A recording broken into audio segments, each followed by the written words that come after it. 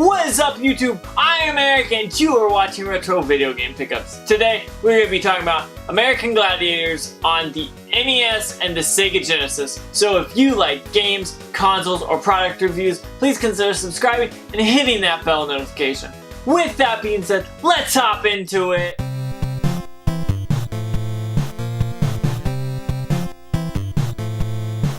If you know anything about this channel, you know that a while back, I want to say my first video, I talked about some NES pickups, and American Gladiators on the NES was one of those games. So I figured since 4th of July is just around the corner, why not compare the NES version and the Sega Genesis version. Now I know there are several other versions, but these are the ones I had on hand, and I figured these would be a good sample of the 8-bit to the 16-bit, and also Nintendo to Sega. So with that being said, let's hop into it. I want to show you guys what this is about. So this game is very well a old school 8-bit game, very hard, but can be very rewarding. After hours and hours of playing this, I finally got to the second level, and it just gets more ridiculous the farther you go.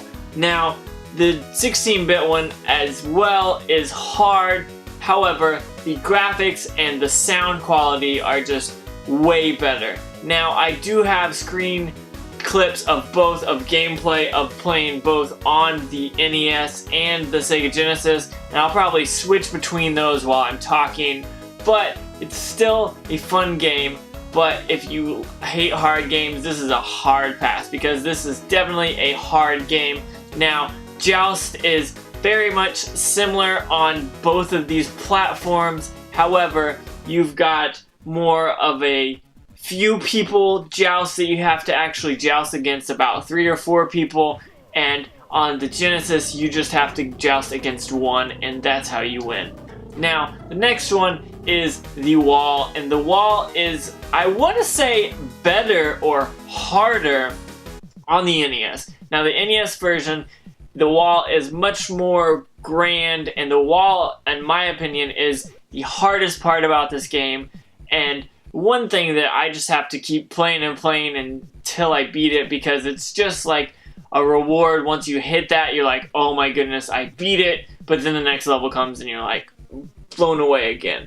But with the 16-bit version, I didn't feel like it was all that hard. It's a basic wall. You've got like 15 steps instead of like 50 or 100, which I think is the reason it kind of is lacking in the Sega Genesis version, because the NES version was hard and it was also rewarding, but the Sega Genesis version was just kind of lackluster, which is surprising because this one actually had the better graphics and all that. The next one is Assault. Now, it's pretty much basically the same kind of game on either the NES or the Genesis. However, the view is a little bit different, and you can go from top down to kind of third person with the Genesis version. Now, with the NES version, it is just a top down, and you can see the gladiator shooting at you, and you hide behind these barricades and you get kind of like a bazooka slash rocket launcher, and you're trying to hit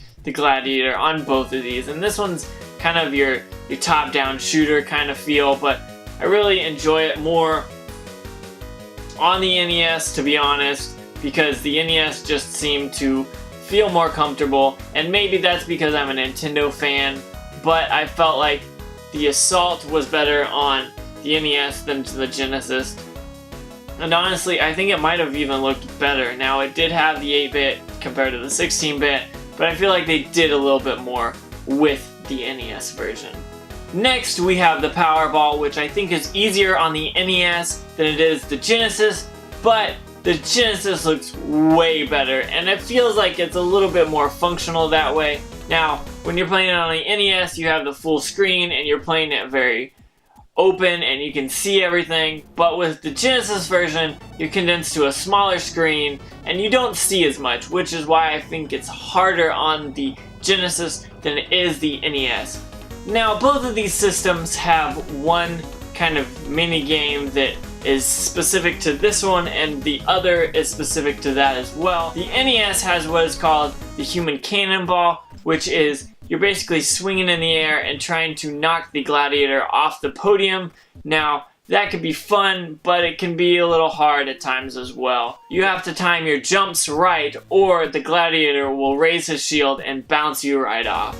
Now, the Sega Genesis has the Altisphere, which is a ball that you are, and you've got about 5 places that you can put the ball in, and each time you put the ball in, you get a point. Now, you're playing against the other player, and a few other CPUs are just kind of getting in your way, and each time you kind of get your ball in the hole, you get a point, and then you try to roll to the next one, get a point. And you're doing this, and you've got about 30 seconds to a minute, and it's a lot of fun.